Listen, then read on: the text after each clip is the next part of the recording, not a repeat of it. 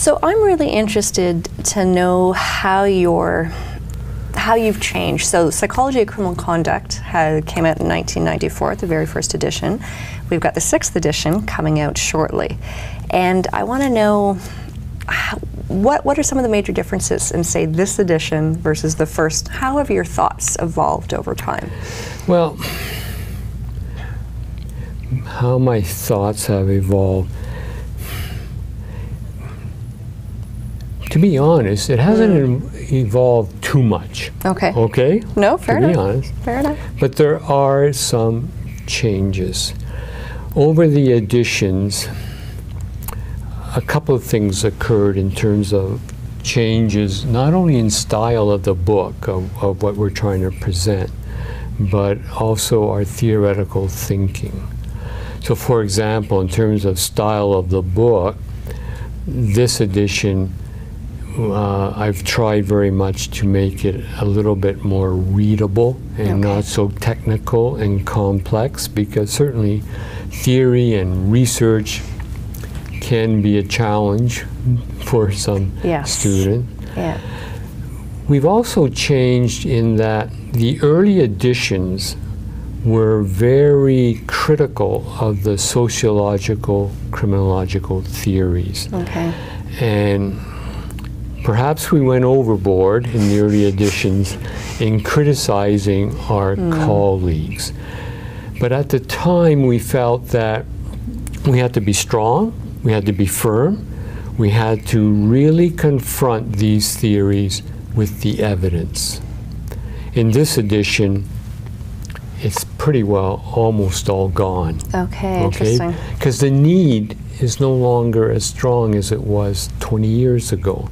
In fact, criminological theory, if you look at the recent theorizing, has become more psychological. Right? You have Gottfredson and Hershey. They talk about self-control as explaining criminal behavior. Self-control is a psychological concept. Right? So that has changed.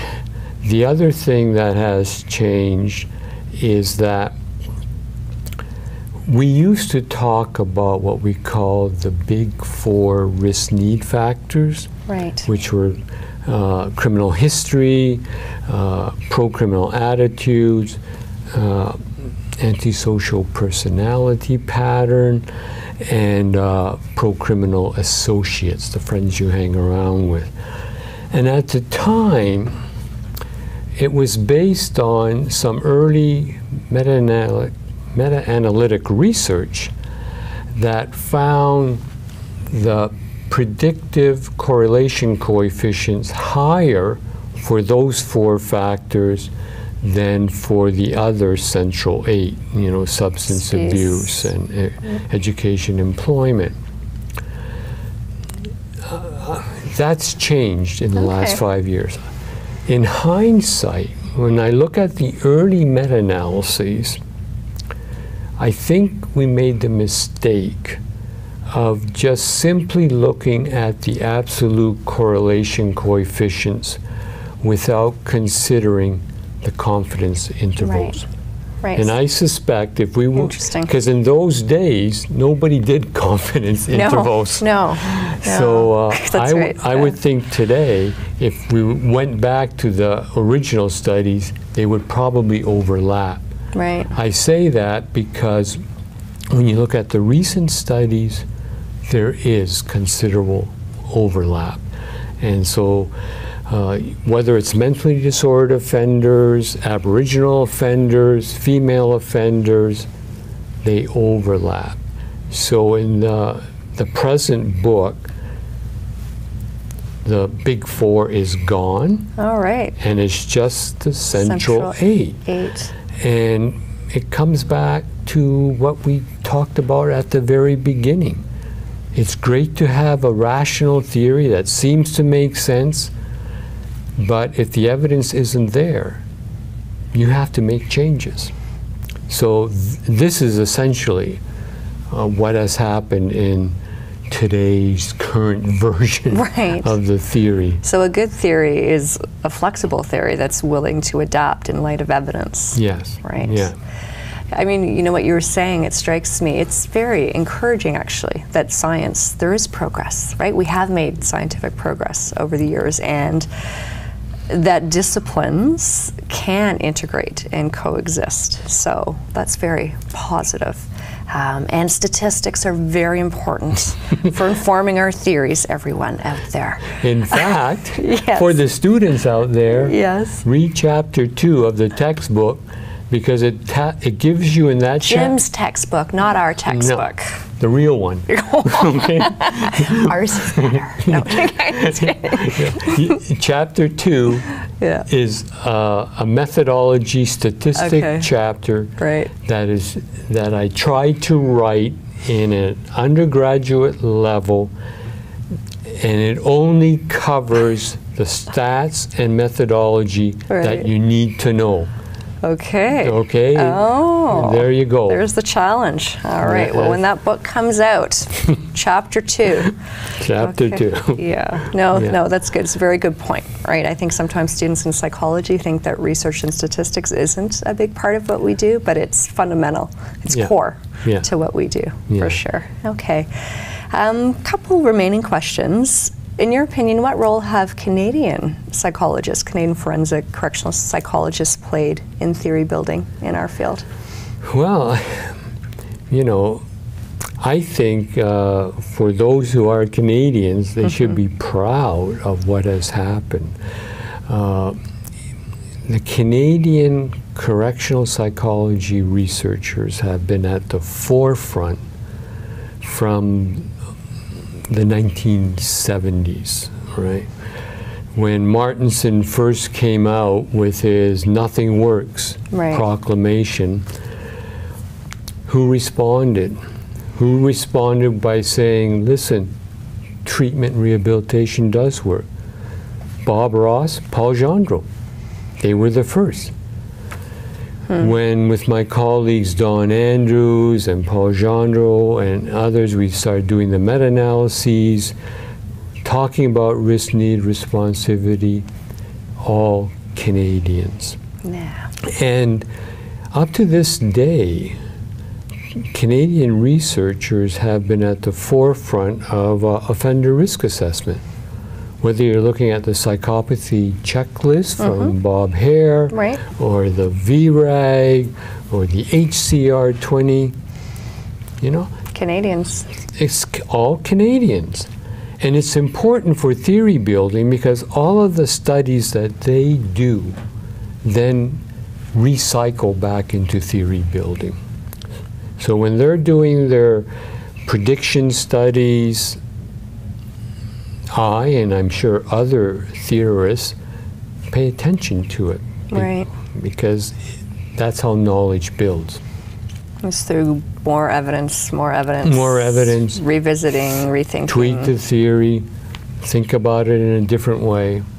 Yeah. Okay, fabulous. Okay, nice shout out for Canadians.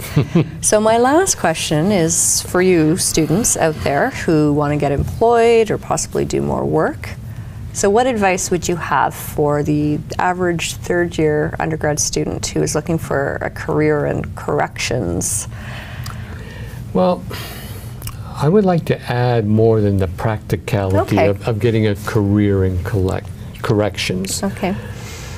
My number one advice to students is to listen and attend carefully to what is being said about criminal behavior. And that is not only listening to your professors carefully, but all the way up to politicians. And the second part of that is not just listening and attending, putting your cell phone down, waking up in the lecture hall or whatever, but also when you're listening to what's being said to you, ask, okay, what's the evidence for this? Give me the facts behind your statements. Pay attention and be critical. Yes, be critical, ask for that. We too often do not ask, we do not challenge. And when we fail to do that, then we end up having bad policy. And it's not good for our community. Like, I am sure there are people who are listening to this who either themselves have been involved in criminal behavior, have been arrested some point in their life, or they know somebody, or they've been victimized, and for sure they know somebody who knows. Right. So it's a real everyday issue, criminal behavior. Right. Absolutely. Yeah. Well said. Anything else? What about somebody looking to get a job at public safety, your former stomping grounds before you officially retired? Well, I know when we were hiring students, and sometimes the students we would bridge into regular positions, we looked for students who not only did well in their courses, had good references from their professors, but who also came to us with a real attitude that they want to make the world better in the criminal justice system. They were curious about it, and they wanted to make it better. You know, it's great to go out and do a co-op, for example, get that practical experience. But when you're approaching a potential interviewer, whether it's a probation officer or a research unit in government, I think it's really important to be able to show that you're in this for the long haul. You're not in it just for the money, because believe me, you can get higher paying jobs. Right. Yeah, than in absolutely. Here. But so don't be afraid to exude some genuine passion at that interview. Yes. Okay. Yeah. That's wonderful advice. Thank you.